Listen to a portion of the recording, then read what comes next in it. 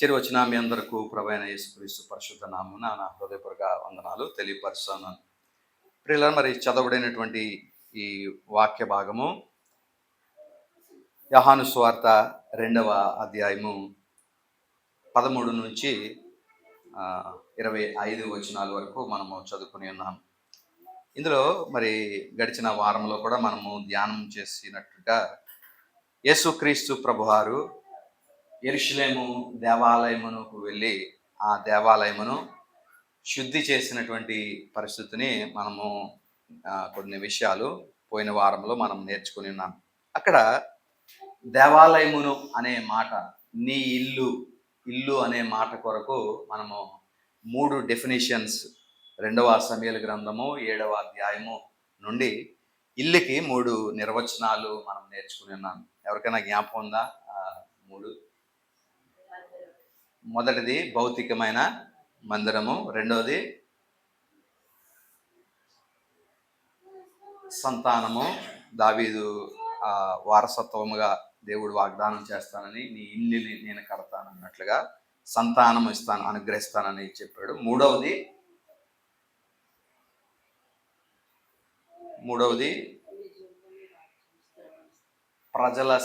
ప్రజల సమూహాన్ని ఇల్లుగా అక్కడ నిర్వచించారు. అంటే అతడు నా నామ ఘనత కొరకు ఒక ఇల్లును కట్టును. అంటే యేసుక్రీస్తు ప్రభువారు కట్టే ఇల్లు ఎలాంటిదంటే ప్రజలతో కూడుకున్నటువంటిది. ప్రజల సమూహాన్ని ప్రభువారు కడతారని దేవుడు మరి క్రీస్తుని గురించినటువంటి విషయాలు అక్కడ మనకి తెలియపరచడాన్ని మనము చూసి ఉన్నాం ప్రియదేములారా. అయితే ఈ దినాన్న మరికొన్ని విషయాలు మనము లేఖన భాగంలో నుండి మనము ధ్యానం చేద్దాం. అయితే ఆ దేవాలయమును శుద్ధి చేసిన తర్వాత, ఈ దేవాలయంలో శుద్ధి చేసినప్పుడు యేసుక్రీస్తు ప్రభువారు అక్కడ కొన్ని విషయాలు ప్రత్యేకంగా మనకు రాయబడ్డాయి. ఏంటంటే అక్కడ గొర్రెలు, ఎడ్లు, తర్వాత పావురాలు అమ్మేటువంటి ఇవన్నీ కూడా అక్కడ జరుగుతున్నట్లుగా మనం చూస్తున్నాం. మనీ ఎక్స్చేంజ్, కరెన్సీ ఎక్స్చేంజ్ జరుగుతుంది. రోమా కరెన్సీ వేరు, దేవాలయంలో వాడే కరెన్సీ వేరు. కాబట్టి రోమా కరెన్సీని తీసుకొచ్చి దేవాలయంలో వేయడానికి, కానుక వేయడానికి యాక్సెప్ట్ చేయరు. కాబట్టి దాన్ని డబ్బులు తీసుకొచ్చి ఎక్స్చేంజ్ చేసుకోవాలి, మార్చుకోవాలి. అలాంటి కమిషన్ వీళ్ళు సద్దుకాయలు అందరూ వాటి ద్వారా లాభపడుతున్నారు. తర్వాత ఈ ఏవైతే పశువులు ఉన్నాయో, లేకపోతే పావురాలు కానీ, గొర్రెలు కానీ, ఎడ్లు కానీ, ఇవి తమ సొంతవి తీసుకొచ్చినప్పుడు యాజకుడు వాటిని అంగీకరించేవాడు కాదు. ఇవి ఈ లోపం ఉంది, ఇలా ఏదో ఒక వంక పెట్టి వాటిని నిరాకరించేవాడు. ఆ బలి ఇవ్వకుండా తమ సొంతవి తెచ్చుకున్నప్పుడు, తమ సొంతవి నిరాకరిస్తున్నారని తెలుసుకుని ప్రజలు ఏం చేసేవారంటే, ఎందుకు వచ్చిన గొడవ అని అక్కడ అమ్ముతారు కదా మంచి, అవే కొనుక్కుందాం అన్నట్లుగా డబ్బులు తీసుకుని వచ్చి అక్కడ కొనుక్కొని అక్కడే అర్పించేసి వెళ్ళిపోతూ ఉండేవారు. తద్వారా మరలా ఎవరికి లాభం అంటే ఆ దేవాలయంలో స్టాల్స్ పెట్టుకున్న ఎవరైతే అమ్ముతున్నారో వాళ్ళే మళ్ళా లాభపడేవారు. ఇలాంటివి ఇవన్నీ కూడా ప్రభువారు వారిని తోలివేసినట్లుగా మనం చూస్తున్నాం. ఇంకొక విధానాన్ని మనం చూస్తే ఇవన్నీ కూడా ఎలా ఉన్నాయంటే ఒక ఛాయారూపకంగా ఉన్నాయి. ఒక ఛాయారూపకంగా ఉన్నాయి. ఏంటి ఛాయ అంటే, ఒక బలి అర్పించినప్పుడు దాన్ని దేనికి సాదృశ్యంగా మనం చూడొచ్చు అంటే క్రీస్తు ప్రభువుకు ఛాయగా మనం చూడొచ్చు. ఆ బలి పశువు ఎలాగైతే వ్యక్తి చేసిన పాపము, ఆ పాపానికి రావలసిన శిక్ష ఎవరు అనుభవించాలా? ఎవరైతే పాపం చేశారో వాళ్ళే అనుభవించాలి ఆ శిక్ష. అయితే చేసినటువంటి పాపం చేసినటువంటి వ్యక్తి కాదు ఆ శిక్షను అనుభవిస్తుంది. ఎవరు అనుభవించారు ఆ శిక్ష?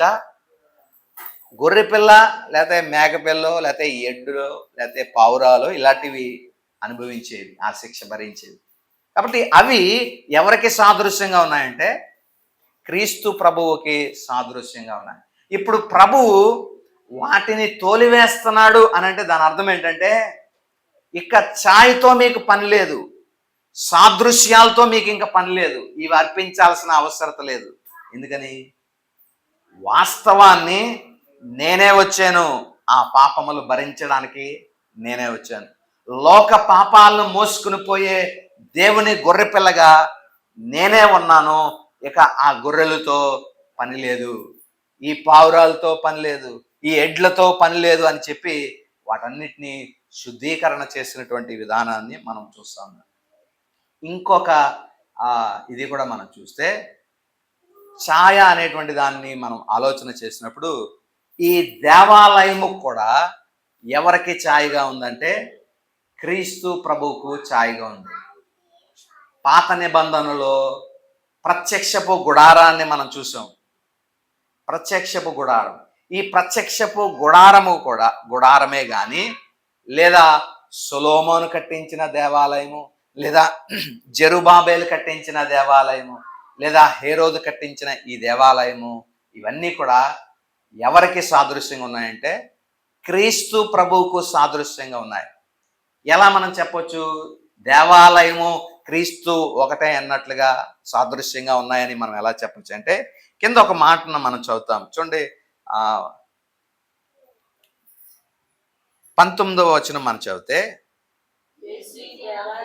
యేసు ఈ దేవాలయమును పడగొట్టుడి, 3 దినములలో నేను లేపుదని చెప్పాను. 21 మళ్ళీ చదువుదాం. అయితే ఆయన తన శరీరమును దేవాలయమును గురించి ఈ మాట చెప్పాడు. అంటే తన శరీరాన్ని దేనికి పోల్చాడు ప్రభువారు? దేవాలయమునకు పోల్చాడు. కాబట్టి ప్రత్యక్షపు గుడారము కానీ, తర్వాత సొలొమోను కట్టించిన మందిరం కానీ, జెరుబ్బాబెలు కట్టించిన మందిరం కానీ, లేదా హేరోదు కట్టించిన మందిరం, ఆ మందిరమును దేనికి పోల్చాడంటే ప్రభువారు మందిరముతో పోల్చాడు. క్రీస్తు ప్రభువు ఆ శరీరముతో పోల్చినట్లుగా మనం చూస్తున్నాం. కాబట్టి ఇప్పుడు ప్రజలు ఎక్కడికి వెళ్ళి ఆరాధన చేసేవారు?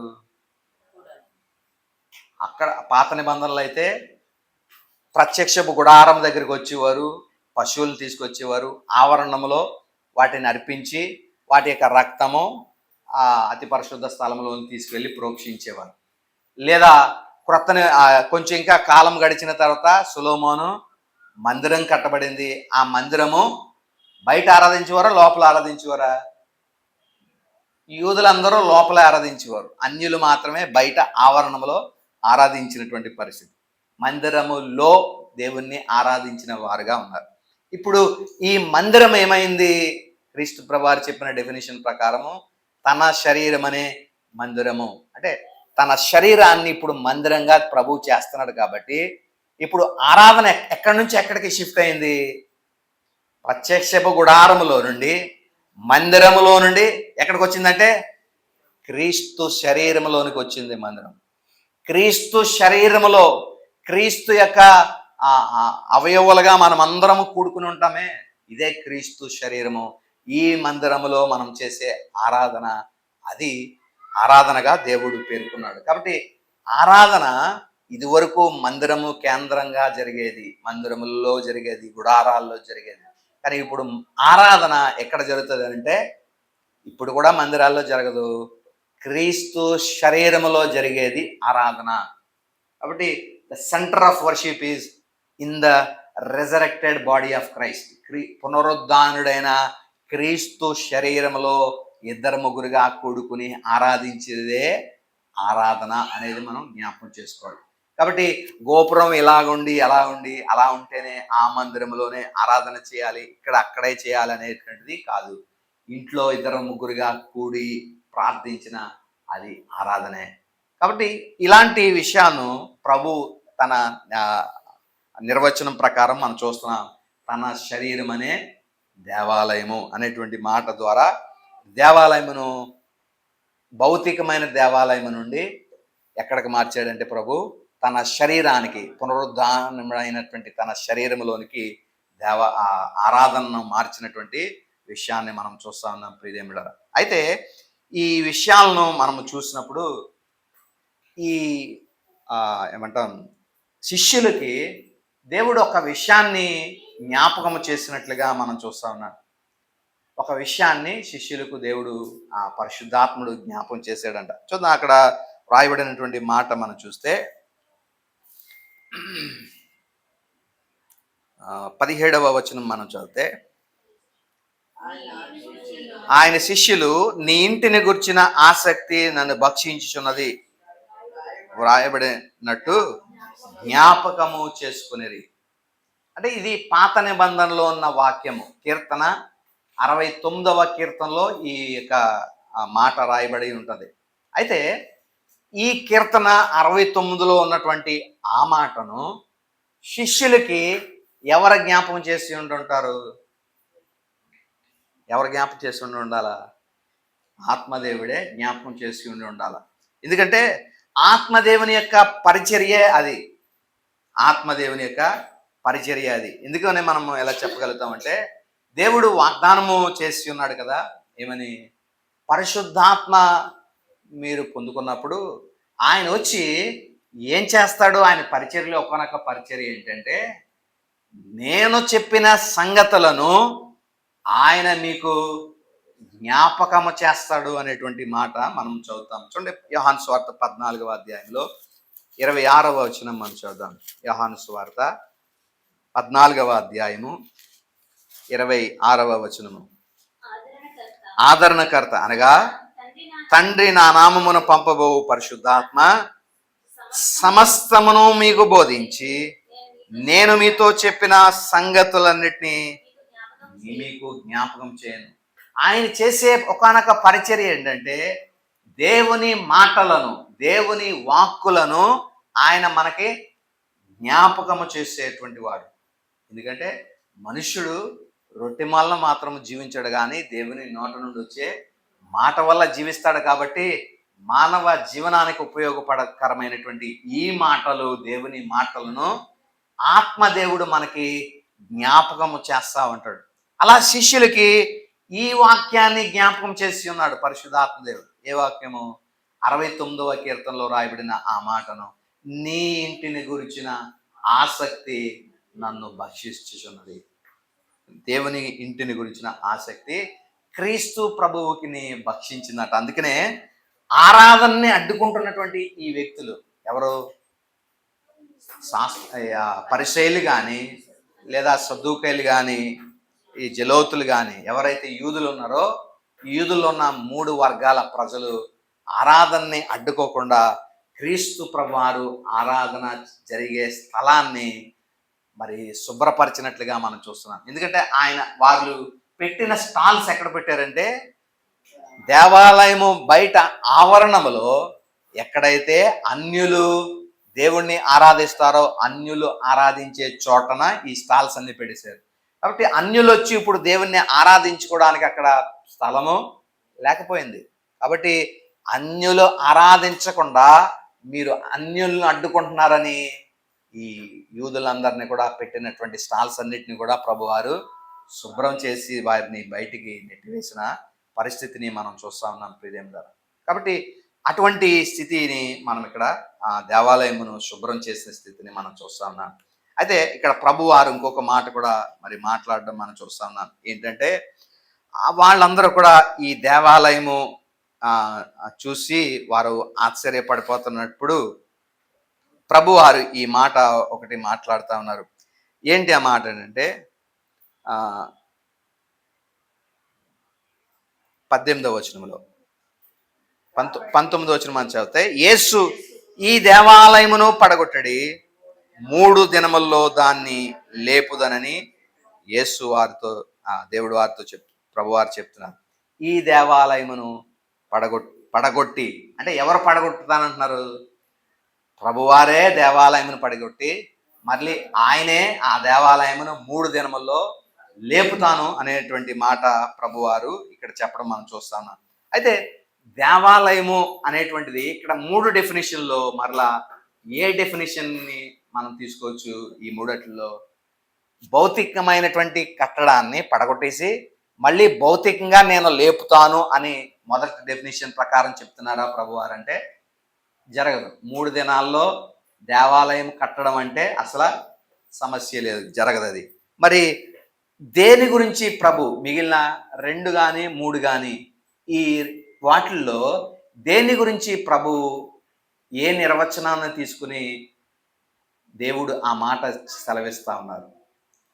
ఇక్కడ మనం ఆలోచన చేస్తే, జాగ్రత్తగా ఆలోచన చేస్తే, దావీదు సంతానము అయినటువంటి రాజవంశానికి చెందిన క్రీస్తు తన శరీరాన్ని పడగొట్టి అనగా చనిపోయి మరలా 3 దినముల్లో తిరిగి నేను మరలా దావీదు వంశాన్ని నేను లేపుతాను అనేట్లుగా ప్రభువారు చెప్పడాన్ని, అక్కడ అర్థాన్ని మనం చూడొచ్చు ప్రియులారా. కాబట్టి ఇక్కడ కూడా ఈ డెఫినేషన్ 2 వ్యాలిడ్గా మనం చూడగలుగుతాం.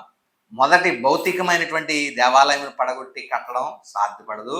కాబట్టి రెండోది, ఏదైతే దావీదు సంతానం, నీ సంతానము నేను కడతానని దేవుడు వాగ్దానం చేశాడో ఆ సంతానాన్ని నేను పడగొట్టి అనగా నేను చనిపోయి మరలా అదే సంతానాన్ని నేను లేపుతాను అనేటువంటి మాట ప్రభువారు ఇక్కడ సెలవివ్వడం మనం చూస్తా ఉన్నాం.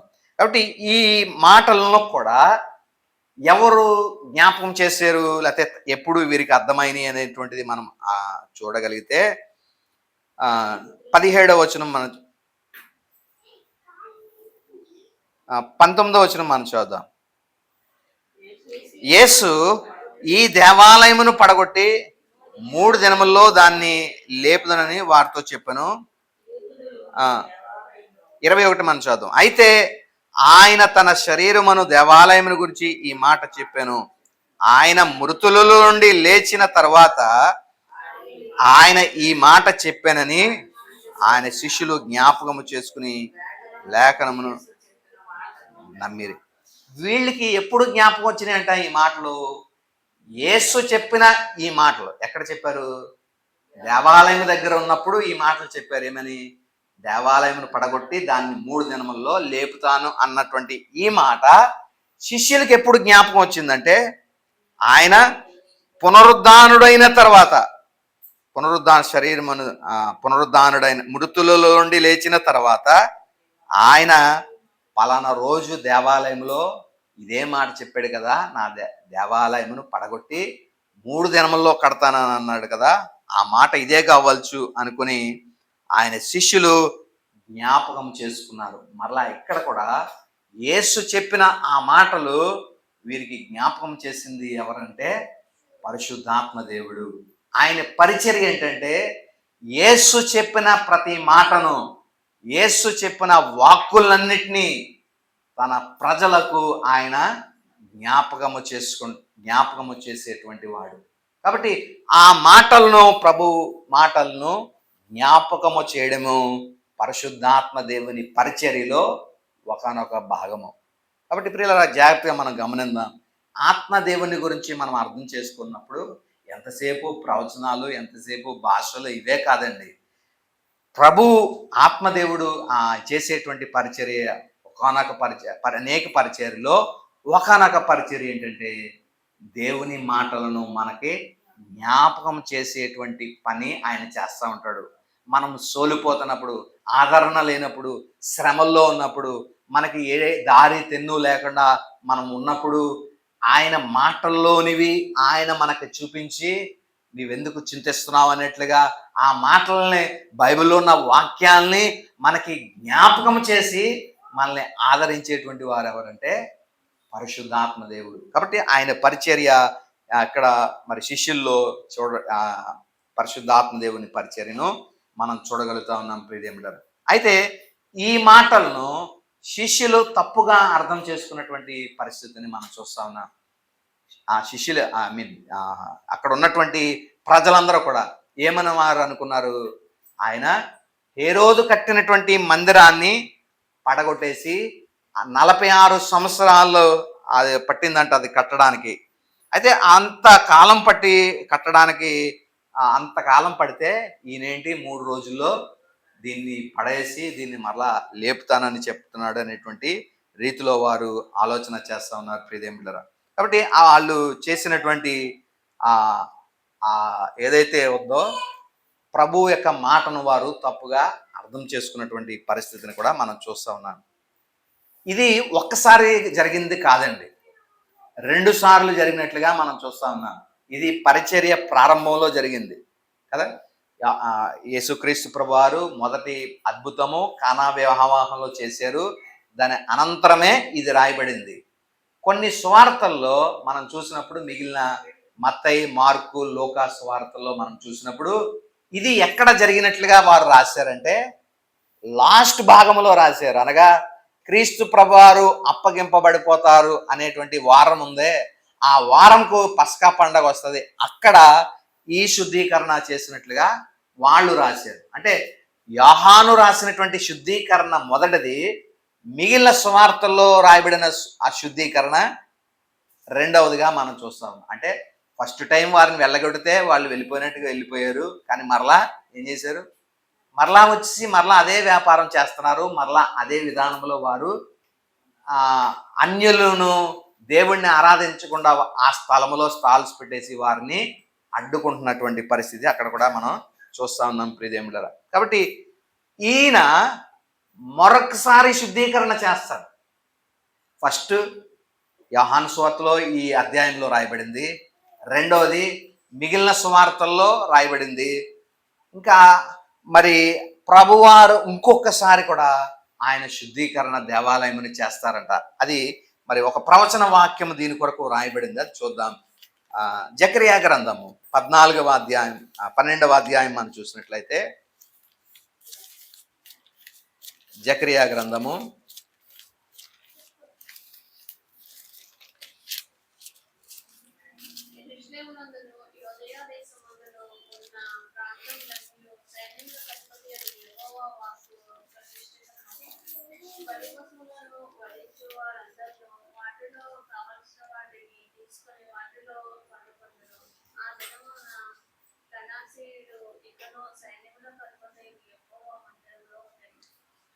'ఉండడు' అనేటువంటి మాట మనం చదువుతున్నాం. సో ఇక్కడ జాగ్రత్తగా మనం పరిశీలన చేసినట్లయితే 14వ అధ్యాయము 21వ వచనాన్ని మనం చదివితే, ఆఖరి వచనం కూడా చదివితే, యెరూషలేమునందు యూదా దేశమందును ఉన్న పాత్రలనియు సైన్యములకు అధిపతి యెహోవాకు ప్రతిష్ఠితములగును, బలి పశువులను వధించు వారును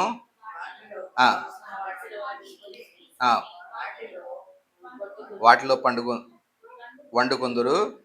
ఆ దినమున కనానీయుడు అనగా, ఇక్కడ మనం జాగ్రత్తగా పరిశీలన చేస్తే ఇక్కడ వర్తకము చేసేటువంటి వారు అనేటువంటి మాట మనం చూస్తా ఉన్నాం. అంటే ఫుట్ నోట్లో అదే కదా ఉంది,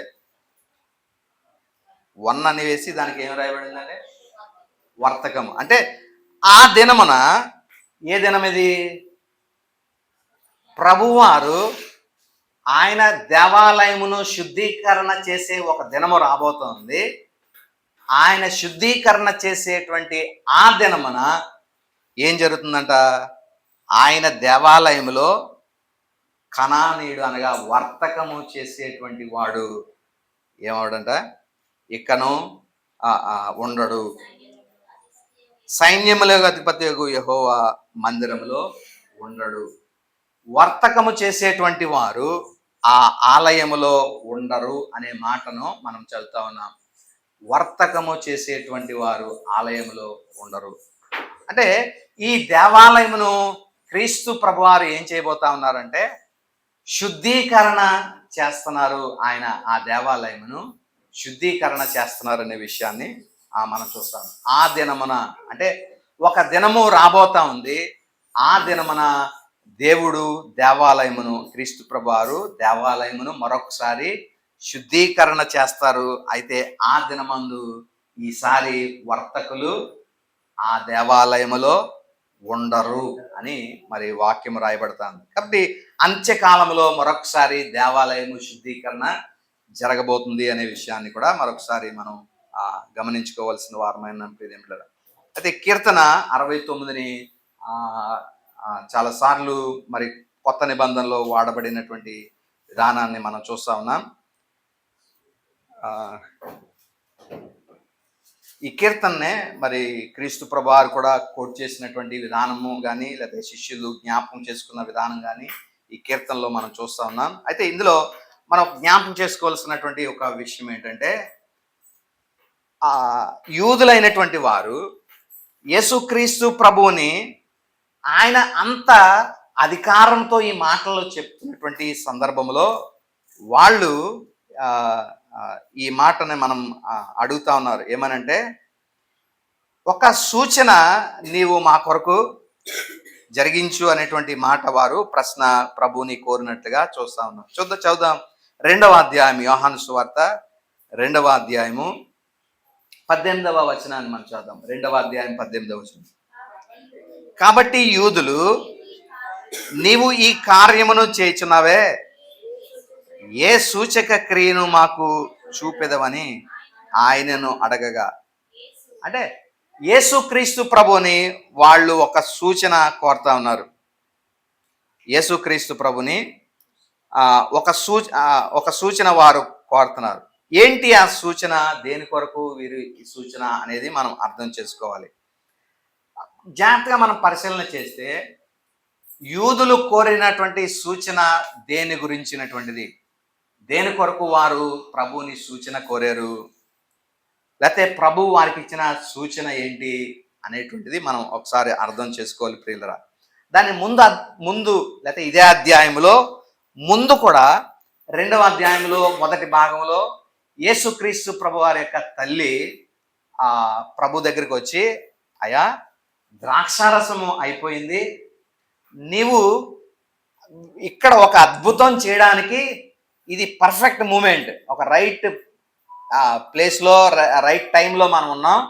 నువ్వు గనక ఇక్కడ గనక అద్భుతం చేస్తే, ఈ పెళ్లికి చాలామంది వచ్చారు, ఈ చాలామంది వచ్చినటువంటి ఈ జనసమూహం అందరిలో నీవు చేసిన ఈ అద్భుతాన్ని చూసి వాళ్ళందరూ నిన్ను విశ్వసిస్తారు, నిన్ను నమ్ముతారు అన్నట్లుగా యేసు తల్లి ఈయనొక సూచన చేయమని ప్రభువుని కోరినట్లుగా మనం చూస్తున్నాం. అంటే ఆ సూచన ఏంటి అనేది మనం అర్థం చేసుకుంటే, ఆ తల్లి యొక్క ఆంతర్యాన్ని మనం జ్ఞాపకం చేసుకున్నప్పుడు ఆ తల్లి కోరింది ఏంటంటే, నిన్ను నీవు మహిమపరచుకో, నిన్ను నీవు మహిమపరచుకో అనేటువంటి మాట తల్లి అడిగినట్లుగా మనం చూసాం. నన్ను నేను మహిమపరచుకోవడానికి ఇది కాదు సమయము. అందుకని ప్రభు ఇచ్చిన సమాధానం అంటే, నన్ను ఎప్పుడు మహింపరచుకోవాలో నాకు తెలుసు, లేకపోతే నన్ను ఎప్పుడు మహింపరచాలో తండ్రికి తెలుసు, కానీ ఇది కాదు సమయము, నన్ను మహిమపరచుకునే సమయము ఇంకా రాలేదు అని ప్రభువారు చెప్పడాన్ని మనం చూస్తున్నాం. నన్ను మహింపరచుకునే సమయం ఇంకా రాలేదు అంటే ప్రభువారు అక్కడ ఏ సమయం గురించి మాట్లాడారు? నన్ను మహిమపరచుకునే సమయం అంటే ఆయన శిలువ యాగమునకు అప్పగింపబడేటువంటి సమయం కొరకు తల్లికి ఆయన ప్రభువారు చెప్పడం మనం చూస్తున్నాం. తల్లి కూడా అదే అడిగింది, ఏమిటంటే, అయ్యా నీవు యూదుల రాజు అని అందరూ నమ్మడానికి ఇదే రైట్ మూమెంట్, నిన్ను నీవు రాజుగా ప్రతిష్ఠించుకొని రాజుగా నిన్ను నీవు అందరికీ తెలియపరచుకోవడానికి చక్కని అవకాశం నీకు దొరికింది. నీవు రాజు అని నిన్ను నీవు నిరూపించుకుని నిన్ను నువ్వు మహింపరచుకో అని తల్లి ఆయన్ని కోరింది. ప్రభు అన్నారు, నేను రాజుగా నన్ను నేను మహింపరచుకునే సమయము ఇక్కడ ఈ అద్భుతం ద్వారా చేయడం ద్వారా కాదు, అది శిలువ మీద నేను పైకెత్తబడినప్పుడు నన్ను నేను మహింపరచుకుంటాను, అది నా సమయము, రాజుగా నన్ను నేను చేసుకునే సమయము అది అని ప్రభువారు చెప్పారు. ఇక్కడ కూడా ఈ యూదులు దేని కొరకు వీళ్ళు చేస్తున్నారు, కోరుతున్నారు అని అంటే, ఒక అద్భుతాన్ని కోరుతున్నారు, ఒక సూచక క్రియను కోరుతున్నారు వీరు. ఎందుకు ఈ సూచక క్రియ అనే మనం ఆలోచన చేస్తే, ఆ సూచక క్రియ వీళ్ళు కోరేటువంటిది ఎందుకు అనంటే, యోహాను ముందు రాసినటువంటి మాటల్లో మనం చదువుతాం కదా, యూదులు వచ్చి బాప్తిస్మ ఇచ్చేటువంటి యోహాను అడిగినటువంటి ప్రశ్నలో ఒకనొక ప్రశ్న ఏంటంటే, నీవు మొదటి ప్రశ్న నీవు మెస్సియావా అని అడిగారు. రెండోది నీవు ఆ ప్రవక్తవా లేదా ఏలియావా అని అడిగి, మూడోది నీవు ఆ ప్రవక్తవా. ఏ ప్రవక్త? ఆ ప్రవక్త అంటే ద్వితీయోపదేశ కాండంలో వాళ్ళ ఒక కోరికను, నిర్గమాకాండంలోనే కోరారు ఒక కోరికను ఇశ్రాయేలీయులు. ఏమనంటే, దేవుడు సినాయి పర్వతం మీదకి ఆయన తన మహిమతో కూడా సినాయి పర్వతం మీదకి దిగి వస్తే మనుషుల్ని, ఆ ఇశ్రాయేలీలందరినీ దేవుడు పిలిచాడు. కొండ దగ్గరికి రండి అని పిలిచాడు. కొండ దగ్గరికి రమ్మంటే వాళ్ళు ప్రజలు ఏం చేశారు? వచ్చారా అంటే రాలేదు. వాళ్ళు దేవుని మాటకి భయపడ్డారు. అక్కడ జరుగుతున్నటువంటి అగ్నికి, ఉరుములకి వారి హృదయాలు బద్దలైసిపోయి, గుండెలు తల్లడిల్లిపోయి, ఈ మాటలు, ఆ దృశ్యాలు మేము చూడలేం, ఆయన్ని మేము కలుసుకోలేం, నువ్వే మధ్యవర్తిని పెట్టి ఆ మధ్యవర్తి చేత ఆ మాటలు మాకు వినిపించు అని ఒక మధ్యవర్తిని వారు కోరుకున్నారు. అయితే అప్పటికి మోషే నేనే మధ్యవర్తి వహిస్తాను ఇప్పటికీ అని చెప్పి ఆయన మధ్యవర్తిత్వం వహించి దేవుడు మాట్లాడిన మాటలు ఆయన విని ఆ మాటలు తిరిగి వచ్చి ఇశ్రాయేలీలకి చెప్పినట్లుగా మనం చూస్తా ఉన్నాం. అక్కడ వారు ఒక మధ్యవర్తిత్వాన్ని కోరుకున్నారు. అంటే దేవుడికి మానవులకి మధ్య ఒక మధ్యవర్తిత్వం కోరాడు. అప్పుడు దేవుడు వారితో ఆ మాట మాట్లాడిన మాట ద్వితీయోపదేశకాండం 18:15లో ఆ దేవుడు వారికి ఒక మాటను సెలవిచ్చారు. ఏమిటి అంటే, నా వంటి ఒక ప్రవక్తను నేను మీ కొరకు లేపుతాను, అతని మాట మీరు వినాలి అని దేవుడు వారికి చెప్పినట్లుగా మనం చూస్తున్నాం. ఆ మాటనే పట్టుకొచ్చి వీళ్ళు అడుగుతున్నారు. ఏమంటే, దేవుడు మాకు ఒక ప్రవక్తని ఇస్తానన్నాడు కదా, మధ్యవర్తిత్వం ఇస్తానన్నాడు కదా, ఆ ప్రవక్తవి నీవేనా అని ముందు బాప్తిస్మిచ్చే యోహాన్ని అడిగారు. బాప్తిస్మిచ్చే యోహాన్ ఏమన్నాడు? నేను కాదని కళాఖండిగా చెప్పాడు. అది యోహాను కాకపోతే అలాంటి కార్యాలు చేస్తున్న వ్యక్తి తర్వాత ఎవరు కనబడ్డారు? యేసు ప్రభు కనబడ్డారు. ఓహో, ఆ ప్రవక్త ఈయనే కాబోలు అని చెప్పి ఈయన్ని అడుగుతున్నారు. ఏమని? ఆ ప్రవక్త నీవే అయితే నీవు ఒక సూచక్రియ చెయ్యి, అప్పుడు మేము నిన్ను నమ్ముతాం, నీవే ఇశ్రాయేలు అంతిమ రాజు అని మేము నమ్ముతాం అన్నట్లుగా వాళ్ళు ఒక సూచన కోరారు. అయితే ఇక్కడ మనం జాగ్రత్తగా జ్ఞాపకం చేసుకోవాల్సినటువంటి మాట ఏంటంటే, యేసుక్రీస్తు ప్రభు వారిని వాళ్ళు ఎలా నమ్మారు ఇశ్రాయేలీలు అంటే, ఇశ్రాయేలీల యొక్క అంతిమ రాజుగా వారు నమ్మారు.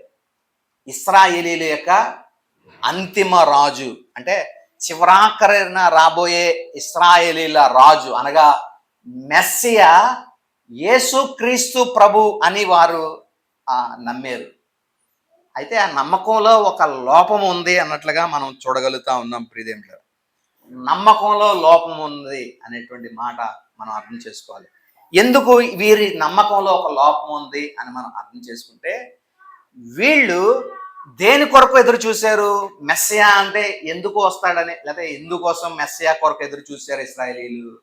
వచ్చి వాళ్ళకి ఏం చేస్తాడని, మెస్సియా ఏం చేస్తాడని.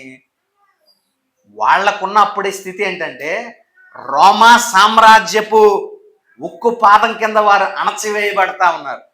రోమా సామ్రాజ్యం వీరికి అధికమైన పన్నులు వేసేస్తుంది.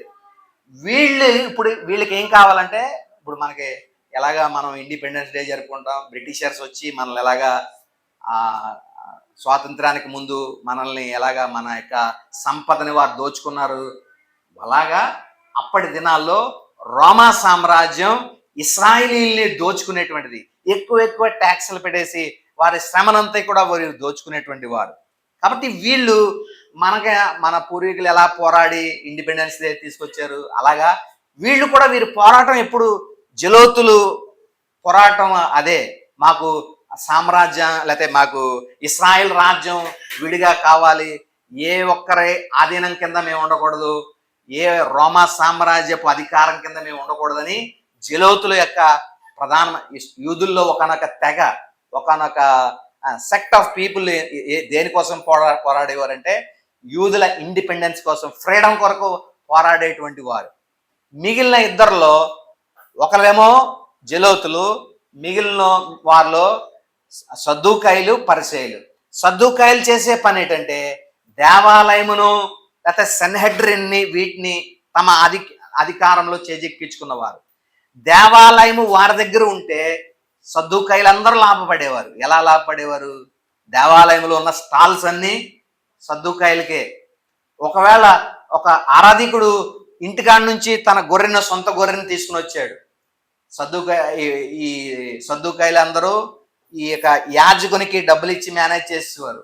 యాజకుడు వచ్చేవాడు, గొర్రెని చూసేవాడు, రాబా ఇక్కడ మచ్చ ఉంది, లేకపోతే డాగ్ ఉంది, ఇది పని చేయదని ప్రయాసపడి అతడు ఇంటి దగ్గర నుంచి తెచ్చుకున్నటువంటి ఈ గొర్రెని కానీ ఎడ్లు కానీ అతడు రిజెక్ట్ చేసేవాడు. ఇది దేవునికి పని చేయదని పక్కన పెడేసేవాడు.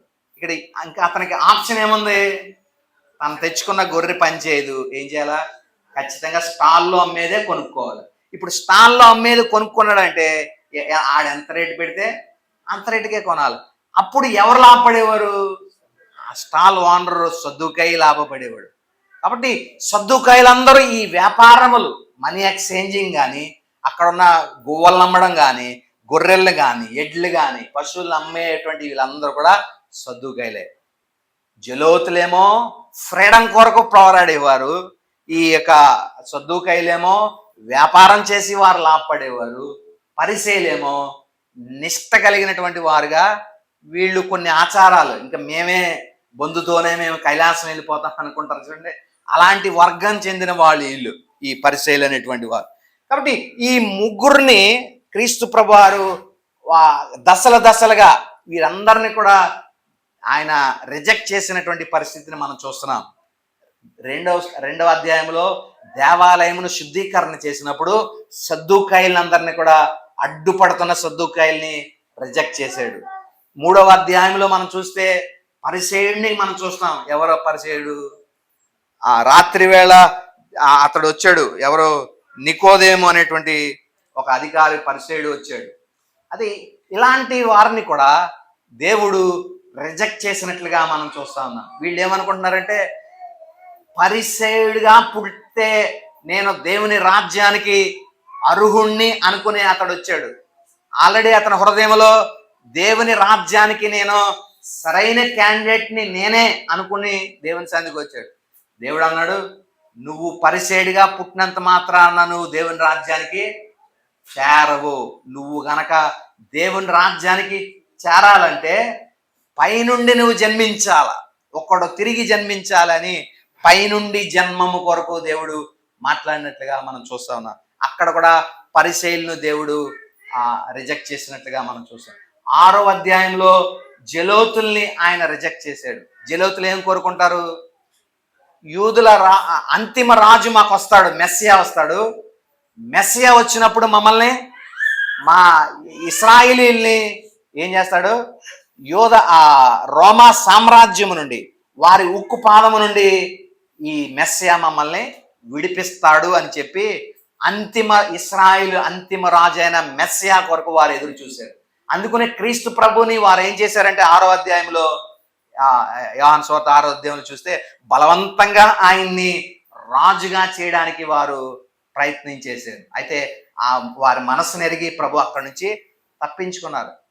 ఇంకా ఆ అధ్యాయాల్లో 61 నుంచి మనం చదువుకుని వెళ్తే యేసుక్రీస్తు ప్రభు వారు వారికి మైండ్ బ్లాక్ అయ్యే ఒక విషయం చెప్పారు. ఏంటంటే, నేనేదో రాజునైపోతాను, మిమ్మల్ని ఈ రోమా సామ్రాజ్యం నుండి విడిపించేస్తాను, ఈ రాజు అని మీరు నన్ను నమ్ముతున్నారే, మీ నమ్మకాన్ని వమ్ముపరిచేటువంటి ఒక విషయం, షాక్కి గురి చేసే ఒక విషయం మీకు చెప్తాను. ఏంటంటే, నేను ఎలా వచ్చానో, ఎక్కడి నుంచి వచ్చానో అక్కడికి మరలా తిరిగి ఎక్కి వెళ్ళిపోతే మీ హోప్స్ అన్నీ ఏమైపోతాయి? మీరు నా మీద ఎంత హోప్స్ పెట్టుకుంటున్నారు?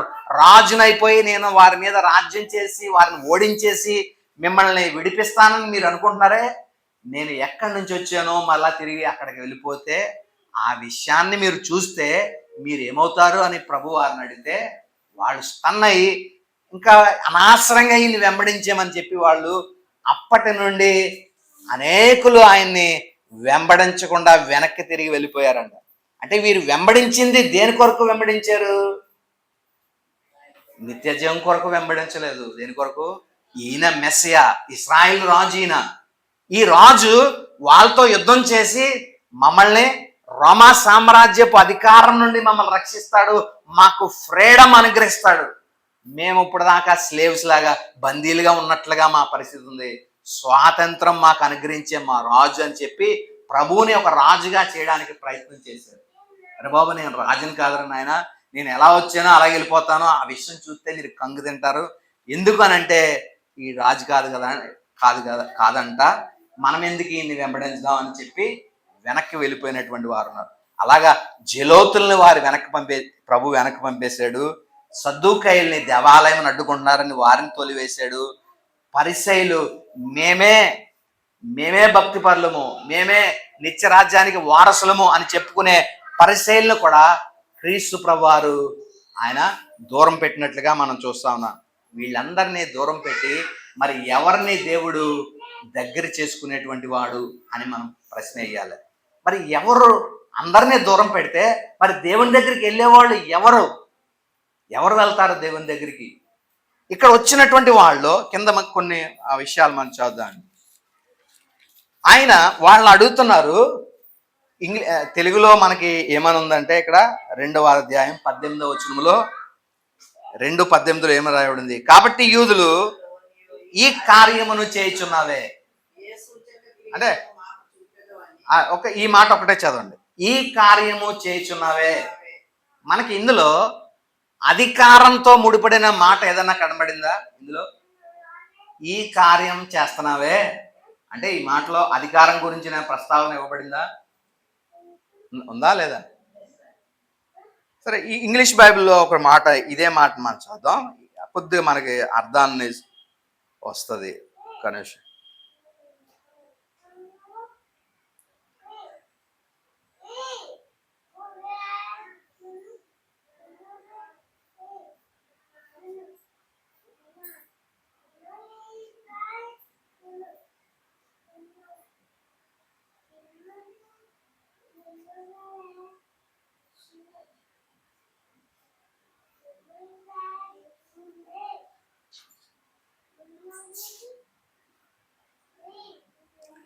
రెండవ అధ్యాయం 18వ వచనం మనకి ఇక్కడ చూస్తే, so the juice said to him what, ఇంకొక ట్రాన్స్లేషన్లో మనం చదివితే దాంట్లో ఏముందంటే,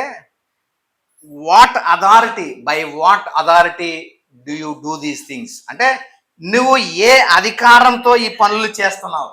నువ్వు ఈ పనులు చేస్తున్నావే, ఈ పనులు ఏ పనులు?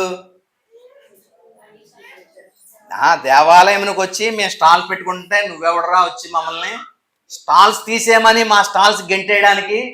నువ్వెవడో? ఈ స్టాల్స్ తీసేయమనడానికి నీకు అధికారం ఎక్కడి నుంచి వచ్చిందని చెప్పి ఏ అధికారంతో నీవు ఈ పనులన్నీ చేస్తున్నావు?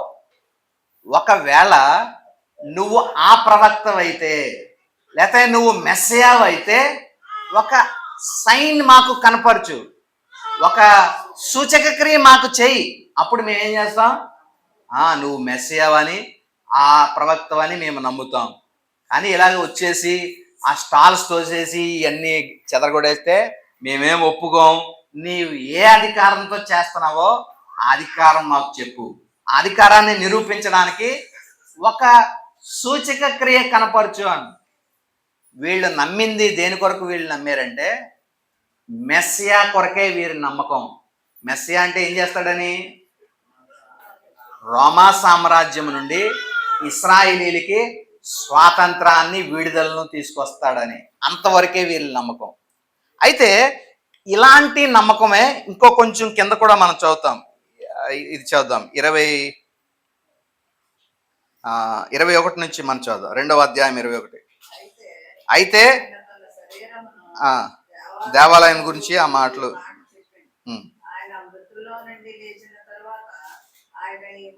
ఆ శిష్యులు జ్ఞాపకం చేసుకున్నారు. తన కింద 23 నుంచి చదివితే, ఆయన పస్కా పండుగ సమయమున యెరూషలేములో ఉండగా ఆ పండుగలో అనేకులు ఆయన చేసిన సూచక క్రియలు చూచి ఆయన నామమందు విశ్వాసం ఉంచారు.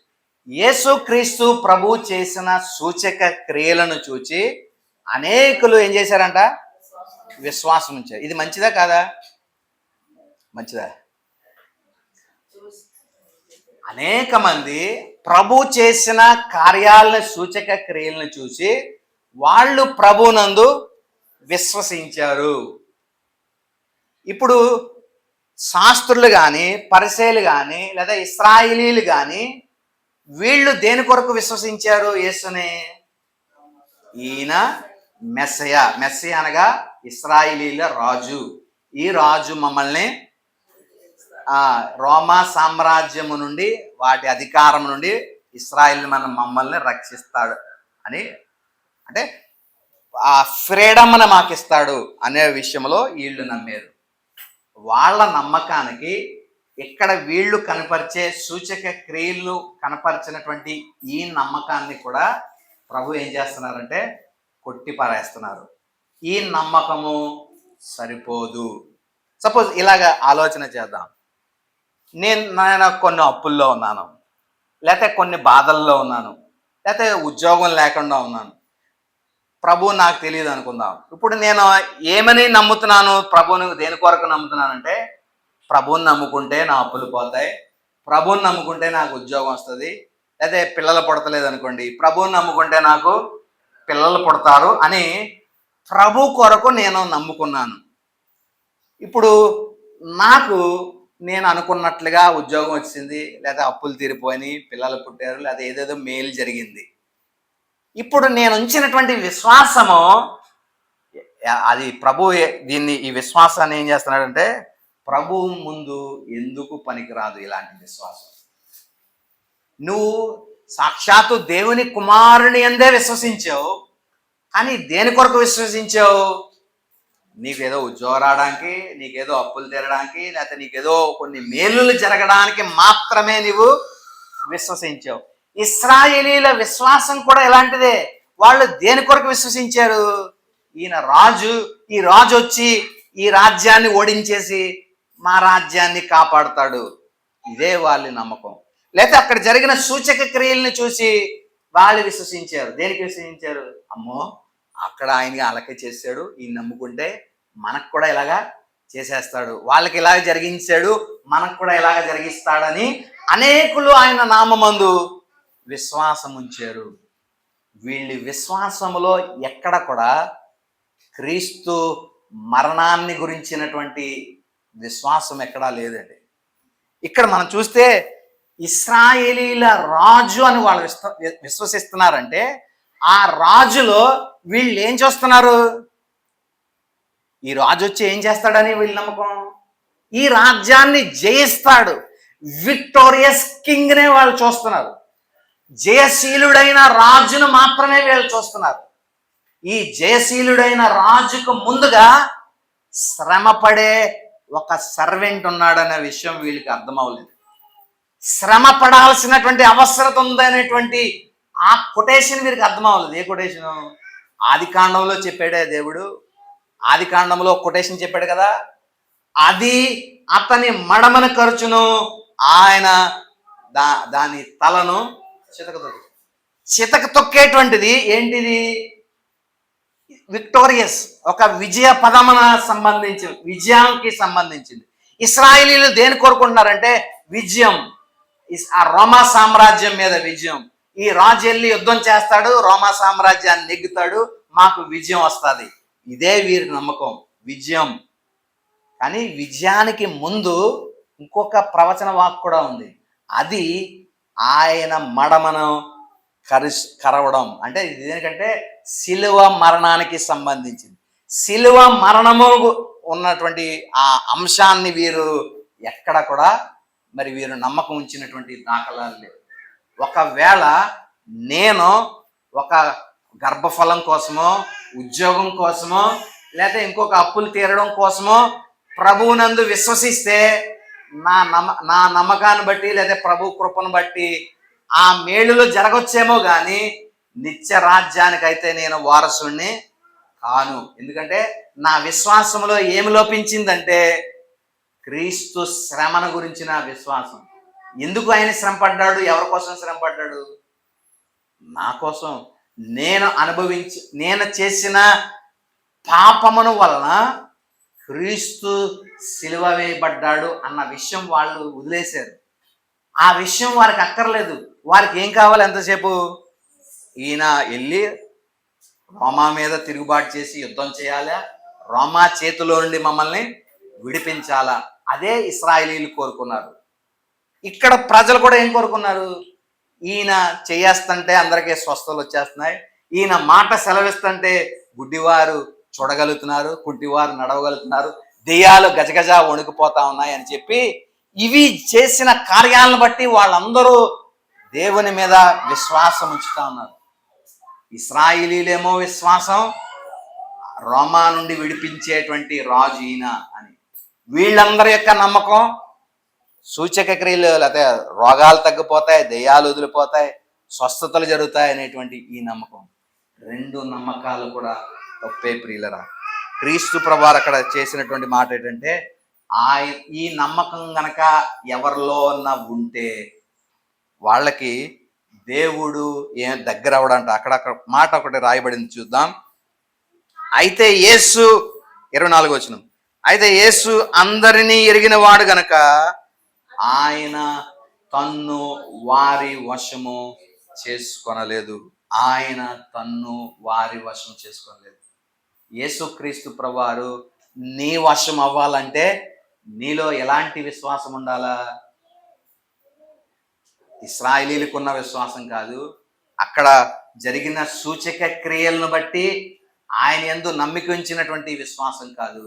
ఏ విశ్వాసం అంటే ఆదికాండం 3వ అధ్యాయంలో చెప్పబడినటువంటి ప్రవచన వాక్కు ఉందే, ఆ సాతాను క్రీస్తు యొక్క మడమను కరిస్తే ఆయన సాతాను తలను చుట్ట కొడతారనేటువంటి, అంటే నా పాపముల నిమిత్తము క్రీస్తు కరవబడ్డారు, అనగా శాపంగా మార్చబడ్డారు, శిలువ మీద శ్రమను అనుభవించారు.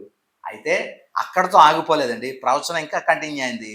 ఆయన దాని మడమని కరుచును, అది ఏం చేసిందంటే హీల్ ఇంజరీ చేయగలిగింది, అనగా మడమని గాయపరిచింది. ఆ సర్పం ఏం చేయగలిగింది? మహా అయితే ప్రభు యొక్క మడమని గాయపరచగలిగింది. అంటే దాని అర్థం ఏంటంటే గాయము ఏమవుద్ది, కొంతకాలానికి మానిపోద్ది. గాయం మాత్రమే చేయగలిగింది ప్రభు పాదముకు, కానీ ప్రభు దానికి ఏం చేయగలిగారు? చితక త్రొక్కగలిగారు. అంటే సాతాను లేకపోతే లేకపోతే పాపము మనుష్యుల్ని అంతమొందించడానికి ప్రయత్నం చేసింది, కానీ ప్రభువారు ఆ పాపాన్ని సమూలంగా నాశనం చేయడానికి ఆయన శిలువ మరణం, పాపం ప్రభువుని మింగివేయగలిగింది కదండి. పాపానికి ప్రభు బలైపోయాడు పాపం శిక్ష వల్ల. మనం చేసిన పాపాల వల్ల ఆ శిక్ష ఆయనే వేసుకోవడం వల్ల ఆ పాపం ప్రభువుని మింగివేసినట్లుగా చేయగలిగింది. కానీ ఎంతకాలం ఉంది అది? గాయం ఎంతకాలం ఉంటుంది? గాయం కొద్ది కాలానికి నయమైపోద్ది కదా. అలా కొన్ని రోజులకి ఈయన 3వ దినానికి ఈయన తిరిగి లేవగలిగాడు. అదే దాన్ని మనం ఎలా, ఆయన పునరుద్ధానాన్ని మనం ఎలా చూడొచ్చు అంటే, అది ఆయన దాని తలను చితక కొట్టును అనేటువంటి ప్రవచన వాక్యంలో పునరుద్ధానము ఇమిడి ఉంది. సాతాను ఆయన పాదాన్ని కరుచును అనేటువంటి ఆ ప్రవచన వాక్యంలో క్రీస్తు శిలువ మరణం ఉంటే, ఆయన దాని తలను చితక్కొట్టును అనే దాంట్లో క్రీస్తు పునరుద్ధానం ఉంది. ఇక్కడ మనం చూస్తే వీరి విశ్వాసము ఈ రెండిట్లో దేని మీద ఉంచారని చూస్తే దేని మీద వీరి విశ్వాసం లేదు. వీరి విశ్వాసం వల్ల ఆయన వస్తాడు, మమ్మల్ని రోమా నుంచి రక్షిస్తాడు, మాకు స్వాతంత్రాన్ని అనుగ్రహిస్తాడు, ఆయన వస్తాడు, లేదా ఈ మాట ఇస్తాడు, మాకు ఉద్యోగం వచ్చేస్తుంది, ఈయన వస్తాడు, ఇది చేయేస్తాడు, రోగాలు అయిపోతాయి, ఆయన వస్తాడు, చేయేస్తాడు, ఒక మాట సెలవిస్తాడు, దెయ్యాలు వదిలిపోతాయి అని వాటి కొరకు మాత్రమే వాళ్ళ యొక్క విశ్వాసం ఉండింది. ప్రభు ఈ విశ్వాసాన్ని హానర్ చేయలేదు, ఆ విశ్వాసాన్ని ప్రభు గౌరవించలేదు, తృణీకరించారు. ఈ విశ్వాసం నాకొద్దు. ఈ విశ్వాసం ఉంటే ఆయన తన్ను వారి వశం చేసుకోలేకపోయారు, ఎందుకంటే ఆ విశ్వాసం కాదు ఆయన కోరుకున్నది. కాబట్టి నిజమైన స్థిరమైన విశ్వాసం మనం ప్రభునందు కలిగి ఉందాం. ఏదో చేస్తాడు ప్రభు, ఏదో మనకి లాభం కలుగుతుందని వాటి కొరకు వీటి కొరకు మనము ఆలోచన చేయకుండా స్థిరమైనటువంటి నిజమైన విశ్వాసం క్రీస్తు మరణమినందు, క్రీస్తు పునరుద్ధానమందు మనం విశ్వసిద్దాం ప్రియ బిడ్డరా. కాబట్టి యేసు ఏ అధికారాన్ని బట్టి నువ్వు చేస్తున్నావంటే, ప్రభు తన మరణాన్ని గురించినటువంటి ఆ మాట చెప్పాడు. ఏ అధికారం గురించి ఇది చెప్తున్నావు? ఏదో ఒక సూచక్రియ మాకు చేయంటే ప్రభు అంటున్నాడు, నేను దీన్ని పడగొట్టి 3 దినాల్లో లేపుతాను, ఇదే సూచక క్రియ. వాళ్ళు అనుకున్నారు ఈ దేవాలయాన్ని పడగొట్టి ఇది ఎలా లేపుతాడని, వీడికి పిచ్చెక్కిందేమో అనుకున్నారు. కానీ ఆయన చెప్పింది దేని గురించి? ఆయన శరీరమును దేవాలయమును పడగొట్టి దాన్ని లేపడం వల్ల అదే వీళ్ళకి ఇచ్చే సూచన ఏంటి? ఇశ్రాయేలు అంతిమ రాజు ఇలా చేస్తాడు. ఇశ్రాయేల్ అంతిమ రాజుకు సాతాన్ని కరుస్తుంది, ఆయన పాదాలను కరుస్తుంది, ఆయనేమో దాని తలను చితక్కొడతాడు. ఇది అంతిమ కాల ఇశ్రాయేల్ రాజుకు జరగబోయేది. వీటిలో దేనిలోనూ వీరు విశ్వసించలేదు అనే విషయాన్ని మనం జ్ఞాపకం చేసుకున్నాను. ఈ విత్తబడిన వాక్యం దేవుడు మన వీటిలో ఫలింపచేయను గాక. చిన్న ప్రార్థన చేసుకున్నాం. ఏవి ఫుడ్స్ మొన్న వెళ్ళిందే ప్రార్థన చేసుకుందాం. కృపయు కనికరముల మా ప్రియ పరలోక తండ్రి, మీ ఉన్నత నామానికి స్తుతి స్తోత్రాలు చెల్లిస్తా ఉన్నాం. ఈ దినమందు ఈ రీతిగా మీ పరిశుద్ధ నామమున మేము ప్రార్థించడానికి మీరు ఇచ్చిన కృప కొరకు వందనాలు, స్తోత్రాలు. విత్తబడిన వాక్య భాగం మా వీటిలో ఫలింపచేయండి. వాక్యానుసారంగా మేము జీవించడానికి కృపను అనుగ్రహించమని ప్రార్థిస్తున్నాం. మరి నాన్న తండ్రి, బిడ్డలందరూ మరి నాన్న తండ్రి, మరి వ్యర్థమైన వాటి యందు మా విశ్వాసం మేము ఉంచకుండా క్రీస్తు యేసు యొక్క మరి నాన్న తండ్రి మరణమందును పునరుద్ధానమందును మేము విశ్వసించగలిగిన కృపాభాగ్యాన్ని మీరు మాకు దయచేయమని, అల్ప విశ్వాసమునైనా మరి ఆ లోపభూయిష్టమైనటువంటి విశ్వాసము మా యందు లేకున్నట్లుగా స్థిరమైనటువంటి విశ్వాసంలో మేమందరం ఉండడానికి ఈ కృపా సహాయములు, పరిశుద్ధాత్మ నడిపింపు మీరే మా అందరికి అనుగ్రహించమని, విత్తబడిన వాక్యం ఫలింపచేయమని యేసుక్రీస్తు పరిశుద్ధ నామమున స్తుతించి ప్రార్థించి వేడుకొంచున్నాం తండ్రి. ఆమేన్.